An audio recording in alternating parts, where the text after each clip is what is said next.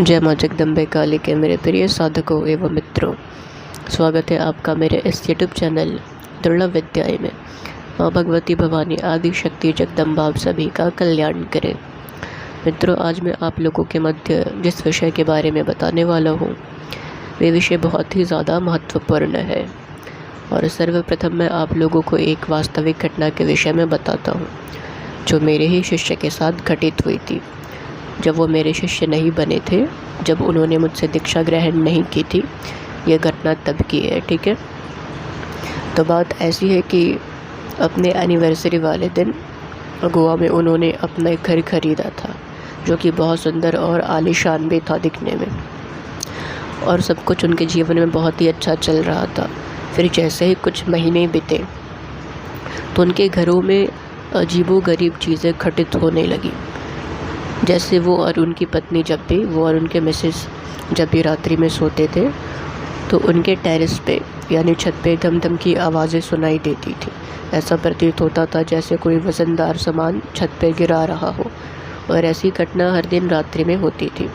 तो आरंभ में उन्होंने उतना ध्यान नहीं दिया, मतलब इग्नोर कर दिया। फिर उनका जहाँ पूजन कक्ष था वहाँ जो बल्ब लगी रहती थी वो अक्सर 2-3 दिनों पे हमेशा फ्यूज़ हो जाया करती थी, फ्यूज़ हो जाती थी हमेशा। और उनके घर में जितने भी अच्छे अच्छे पुष्प हुआ करते थे, पुष्पों के जो पौधे हुआ करते थे, जो उन्होंने पौधे लगा रखे थे अलग अलग पुष्पों के, वो हमेशा जल्दी सूख जाया करते थे। फिर एक दिन की बात है, जो सार्थक जो मेरा शिष्य है, जिनके विषय में मैं अभी आप लोगों को बता रहा हूँ, जब वो बाहर गया अपने बिज़नेस के रिगार्डिंग, तो हुआ ये कि उनकी पत्नी घर पे थी और कॉल पे किसी से वार्तालाप कर रही थी। तो अचानक से उनको ऐसा महसूस हुआ जैसे कोई छोटा सा बच्चा किचन की तरफ दौड़ के भागा। तो उनको ज़रा भय सा महसूस हुआ, और जब सार्थक आया वापस तो उन्होंने सार्थक को बताया कि मुझे ऐसा ऐसा लग रहा था। उन्होंने बताया कि ऐसा ऐसा मुझे महसूस हुआ, ऐसा ऐसा लगा, और कहा कि आजकल घर में बहुत अजीब अजीब सी चीज़ें हो रही हैं। तो सार्थक ऐसा है कि उसका क्या है कि आरंभ में वो इन सब चीज़ों में उतना विश्वास नहीं रखता था, और ऐसी बातों को या तो वो नेगलेक्ट कर देता था या भ्रम हुआ होगा, ऐसा ही वो सोचता था, ऐसे ही विचार उसके मस्तिष्क में आते थे। फिर एक दिन रात्रि में जैसे कि दोनों सो रहे थे, ठीक है, तो सोते सोते सार्थक को ऐसा लगा जैसे कि अचानक उसके छाती पे कोई आके बैठ गया और उसका मुंह दबा रहा है, ऐसा उसको लगा। और उस समय क्या हो रहा था कि उस समय ना तो वो स्वयं के शरीर को हिला पा रहा था और ना ही चिल्ला पा रहा था। थोड़ी देर के पश्चात वो अचानक से एकदम हड़बड़ा के उठ के बैठ गया, और उसने अपनी पत्नी को इस विषय में कुछ भी नहीं बताया, क्योंकि उसे लगा कि वो अगर अपने पत्नी को बताएगा तो वो अत्यधिक डर जाएगी, और वह पहले से ही डरी हुई भी थी। ठीक है ना। तो फिर आगे हुआ यूँ कि सार्थक का दिन पे दिन बिज़नेस में लॉस होते चला गया और काफ़ी ज़्यादा परेशान और स्ट्रेस में वो रहने लगा। जब इन लोगों को कहीं से कुछ सूझा नहीं, ठीक है, जब चीज़ें हद से ज़्यादा गड़बड़ होने लगी, जब परिस्थितियाँ हद से ज़्यादा बिगड़ने लगी, इनके विपक्ष में आने लगी, तो इनके घर से थोड़ी ही दूर पे एक चर्च था। ये दोनों कभी कभार चर्च भी जाया करते थे। ठीक है, तो एक दिन वहीं पे गए और चर्च के जो फादर होते हैं, जो प्रेस्ट होते हैं, पुजारी होते हैं, उनको सारी बातें बताई। तो उन्होंने अपनी सूझबूझ से सार्थक को एक हॉली वाटर दिया, जो हॉली वाटर आता है वो हॉली वाटर दिया। तो हॉली वाटर को भी मंत्रित करके उन्होंने दिया। तो उस हॉली वाटर को वो घर पे लेके आ गया और उसका छिड़काव अपने घर पे करना वो प्रारंभ कर दिया, थोड़ा थोड़ा सा। तो हुआ ये कि अगले दिन से उन लोगों ने ऐसा करना जब आरंभ किया तो उन लोगों को ऐसा लगा कि हाँ, थोड़ी बहुत सकारात्मकता उनको महसूस हुई, और जो अचानक से चीज़ें थीं वो भी 1-2 दिन के लिए थम सी गई। ठीक है ना। फिर क्या हुआ कि अचानक से एक दिन सार्थक छत से नीचे आ रहा था, तो उसका पैर अचानक से स्लिप हो गया और वो गिर गया। तो गिरने के कारण उसका हाथ टूट गया था, और उसके बाद से अवस्थाएँ और बिगड़ने लगी थी। रात्रि में वैसे ही घटना पुनः होने लगी थी, और धन की तो हानि वैसे भी होती ही जा रही थी। तो उसके पश्चात वो ये कि इसी सार्थक का केस मेरे पास आया। जैसे मेरा एक और शिष्य है, तो मेरे शिष्य के द्वारा मुझे पता चला इस विषय के बारे में, क्योंकि जो मेरा एक शिष्य है ना, तो जो मेरा शिष्य है उसका दोस्त सार्थक है, ठीक है। तो मेरे शिष्य से मुझे पता चला, ये केस मेरे पास आया। तो जब मेरे पास ये केस आया तो उसने मुझे बताया कि गुरुदेव ऐसी ऐसी बात है, और मेरा एक मित्र है जो अत्यधिक परेशान है, पीड़ा में है, और इसके साथ ऐसी ऐसी चीज़ें घटित हो रही हैं। तो जब उसने नया घर लिया था तो ऐसी ऐसी चीज़ें घटित हो रही हैं, इस प्रकार की बातें उसने मुझे बताई। तो मैंने मेरे शिष्य से सार्थक की तस्वीर मांगी, और अपनी शक्तियों के माध्यम से जब देखा तो मुझे ये ज्ञात हुआ कि सार्थक का कोई बिजनेस पार्टनर है, और दोनों के मध्य एक संतुलन ना रहने की वजह से तथा सार्थक की अत्यधिक तरक्की से ईर्ष्या रखने की वजह से उसने किसी लेडीज़ के हाथों, कोई लेडीज़ थी, उस लेडीज़ के हाथों कर्ज और हैक्स जैसी नकारात्मक क्रियाएं होती है। कर्ज और हैक्स एक ऐसी नकारात्मक क्रिया होती है जिसके विषय में मैं अभी आगे बताऊंगा।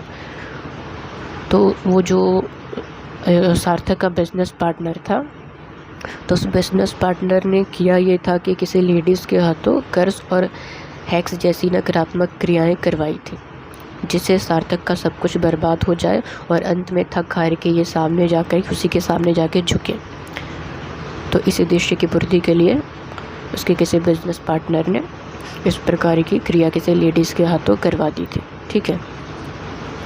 तो अब मैं ये भी आपको बता देता हूँ कि कर्ज और जो हैक्स होता है वो होता क्या है। तो मित्रों, कर्ज में होता ये है कि इसके अंतर्गत ऐसी क्रियाएं आ जाती हैं जिसमें कोई छोटी मोटी नकारात्मक ऊर्जाओं को भेजा नहीं जाता है, बल्कि इसमें सैटेनिक रिचुअल विधि की जाती है, अर्थात शैतानी शक्तियों का आवाहन का अनुष्ठान किया जाता है। या जो डिमोनिक रिचुअल अर्थात जो राक्षसी शक्तियों के आवाहन का अनुष्ठान होता है वो किया जाता है। या जो डार्क फोर्सेस एनर्जीज़ होती है, या फिर जो डेविल स्पिरिट एनर्जीज़ होती है, या एविल स्पिरिट्स एनर्जीज़ होती है, उसे साकार स्वरूप में भेजा जाता है, जो कि सामने वाले को अत्यधिक मानसिक या शारीरिक पीड़ा देती है।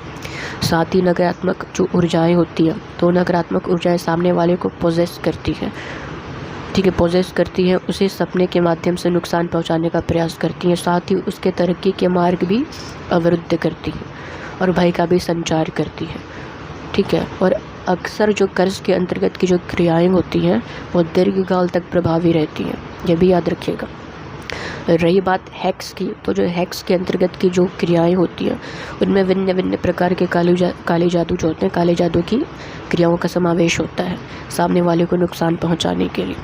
तो मित्र, मैंने ये सारी बातें अपने शिष्य को बताई तो उसने सार्थक को ये बातें बता दी। तो शीघ्र ही सार्थक ने मुझसे वार्तालाप की और बताया कि उसका एक रोहन नाम का बिजनेस पार्टनर है और दोनों ने साथ में बिजनेस स्टार्ट किया था, किंतु काफ़ी लंबे समय से दोनों के मध्य कुछ टेंशन्स और डिप्रेशंस और डिस्टेंस चल रहे थे। तो फिर मैंने उसे आगे और कई सारी बातें बताई और एक अति गुप्त विधि क्रिया के विषय में ज्ञान देते हुए उसकी विधि भी बताई। और उसी गुप्त क्रिया को करने के पश्चात उसके घर पे हुई नकारात्मक क्रियाओं का प्रभाव खत्म हो गया तथा साथ ही उसके ऊपर की जा रही क्रियाओं का और भेजी गई ऊर्जाओं का भी शमन हो गया था। तो मित्रों, आज मैं उसी गुप्त क्रिया के विषय में आप सभी को बताने वाला हूँ, ठीक है, जिसका नाम क्या है वो भी बता देता हूँ। ये जो विद्या है, ये जो क्रिया है, जो अति गुप्त विद्या है, इस विद्या का नाम दर्पण उत्क्रमण विद्या है, ठीक है। इस विद्या में होता ये है कि अगर इस क्रिया का प्रयोग अच्छे से कर लिया जाए तो सामने वाला शत्रु चाहे जिस प्रकार की क्रिया कर ले, ये नकारात्मक ऊर्जाओं को भेज ले, उसकी भेजी और की हुई सारी क्रिया ये दर्पण उत्क्रमण विद्या उसी पे झट से पलट देती है, क्योंकि इस विद्या में दर्पण के माध्यम से किसी भी क्रिया और ऊर्जा को रिवर्स और रिफ्लेक्ट करने के साथ साथ बेअसर करने की भी क्षमता होती है और इसको इसी कार्य के लिए मुख्य तौर पे तैयार ही किया जाता है, ठीक है, जिसको रिवर्सल विद्या भी कहते हैं। तो मित्रों, इस विद्या का प्रयोग हर किसी को करना ही चाहिए, जिसके पश्चात उसको ना तो अपना घर बंधन में करने की आवश्यकता पड़ेगी और ना ही किसी अलग प्रकार की क्रियाओं को करने की, ठीक है। अब मैं बताता हूँ कि इस विद्या का प्रयोग कैसे किया जाता है। तो सर्वप्रथम आपको एक अंडाकार से आकार का एक मध्यम साइज़ का, याद रहे मध्यम साइज़ का, एक अंडाकार आकार का मध्यम साइज़ का दर्पण लाना होगा, जो कम से कम 1.5 हाथ जितना बड़ा तो होना ही चाहिए, ठीक है, और कहीं से भी खंडित नहीं होना चाहिए, इस बात का स्मरण रखिएगा।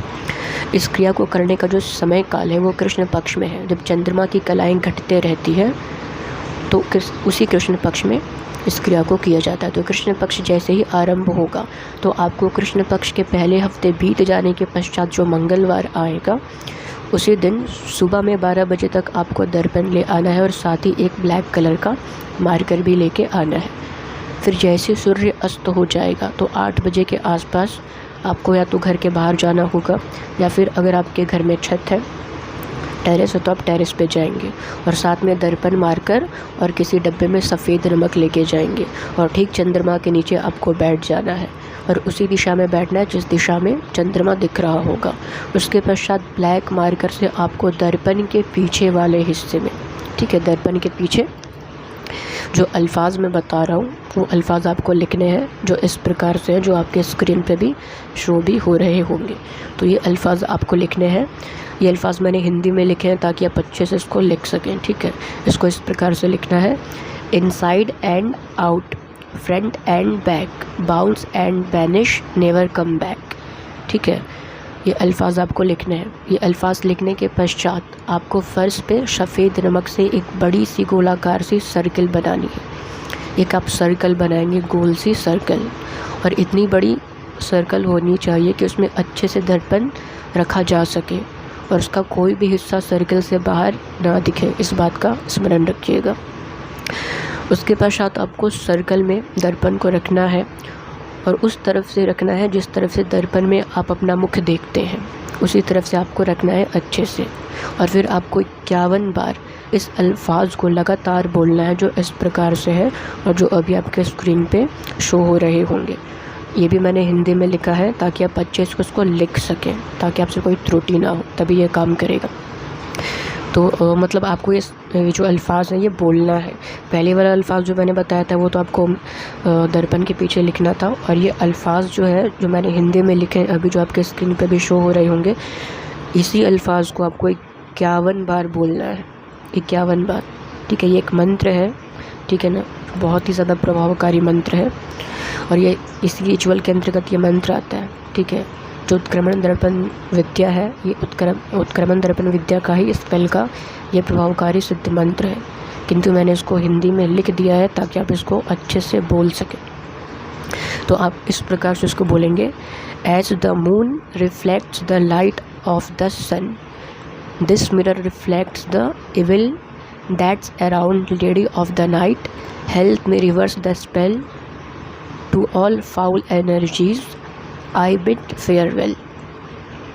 इस प्रकार से आप इसको बोलेंगे, ठीक है। एक बार और मैं मध्यम गति में पढ़ के बता देता हूँ ताकि आप इसको अच्छे से बोल सके। एक एक शब्द का ध्यान रखना है आपको। इस प्रकार से बोलना है: as the moon reflects the light of the sun, this mirror reflects the evil that's around lady of the night, help me reverse the spell to. ये बात याद रखना, जैसे बोल रहा हूँ वैसे ही बोलना है। स्पेल के बाद to all foul energies I bid farewell, ठीक है ना।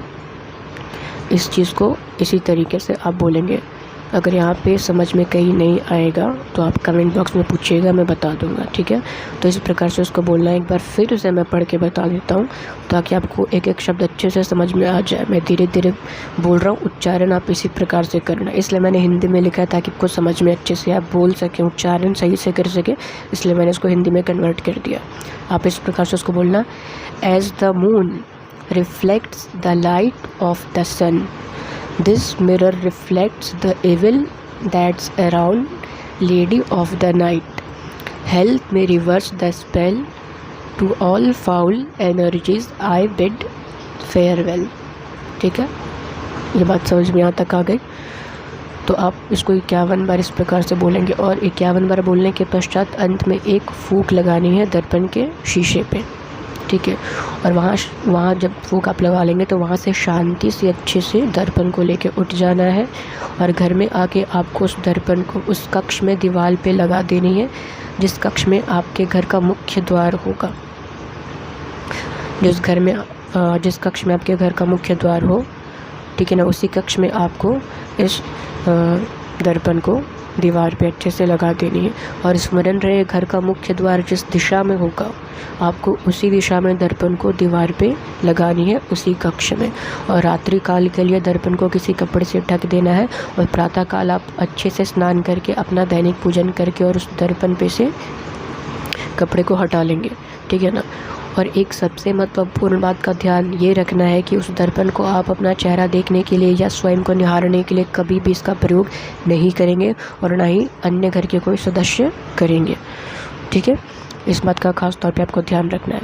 तो जब आप इस प्रकार से इस विधि को कर लेंगे, ये जो दर्पण उत्क्रमण की विद्या है, जब आप इसको इस प्रकार से कर लेंगे तो उसके बाद से दुनिया का कोई भी तांत्रिक या कोई भी डायन, कोई भी हो, किसी प्रकार की भी विद्या जानता हो, कितनी भी अहितकारी विद्या जानता हो, आपका कुछ नहीं बिगाड़ पाएगा। वो कितनी भी तीव्रता से किसी भी प्रकार के क्रिया का प्रयोग करे, आपका घर बांधने का प्रयास करे, लक्ष्मी बंधन का प्रयास करे, आपका जो भी बिजनेस है उसको बांधने का प्रयास करे, या आपको बीमार करने का प्रयास करे, या आपके शरीर में रोग लगाने का प्रयास करे, आपके मारण करने का प्रयास करे, या कितनी भी प्रकार की नकारात्मक ऊर्जाएं, भूत प्रेत या कुछ भी भेजने का, छोड़ने का प्रयास करे, वो सारी की सारी चीज़ें बेअसर हो जाएंगी। और जितनी क्रियाएँ हैं तीव्रता से, तीव्र गति से सारी की सारी उस पर रिफ्लेक्ट होकर पड़ेंगे, ठीक है। तो आप इसको अवश्य करिएगा। अगर कोई बात आपको समझ में कहीं नहीं आई होगी तो आप कमेंट बॉक्स में मुझसे पूछ लीजिएगा, मैं इसका उत्तर आपको अवश्य दे दूँगा, ठीक है। तो चलिए मैं मिलता हूँ अगले वीडियो में किसी सिद्ध मंत्रों के साथ और अन्य गुप्त जानकारी के साथ। तब तक के लिए जय मां जगदम्बे काली के।